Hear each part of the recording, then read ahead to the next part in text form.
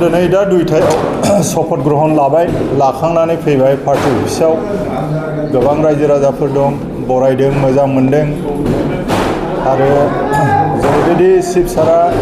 खोथा होदों बे खोथाखौ लाखियो आरो बे मानसिखौ मालाबाबो थगाया जि खोथाखौ बुङो बे सैथोखौनो आरो जोंनि गेजेराव पानिराम ब्रह्म बावैसो सिगाङाव जानानै थांनाय बिथांजों आंजों खुनु माबा मोनसे संघात गैया जोङो मिलायलायनानै खामानि मावो बे रायजोनि स्वार्थआव जोङो खामानि मावगोन आन्डारस्टेन्डिं दङ बिथांखौ एमएलए आव हरबाय एमएलए आव हरखांनायनि उनाव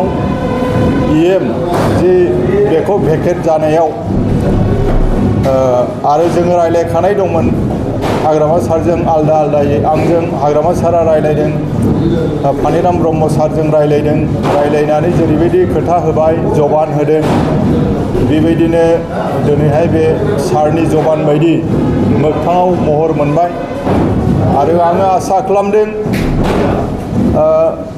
रायजो राजानि स्वार्थआव बिभिन्न जातिफोरनि आरो बिभिन्न धर्मलम्बीफोरनि इन्टारेस्टआव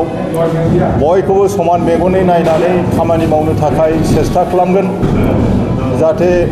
हाग्रामा सारनि जि सिमां खामानि मावनो थाखाय जि परिकल्पना दङ रायजो राजानि थाखाय मोनफ्रोमबो जातिनि थाखाय जाहाथे बे बास्तबाव माने रुपान्तर जायो आङो बेखौनो आसा खालामदों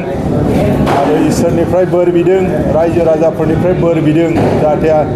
आंनि जि साननाय बे साननाया जि हायो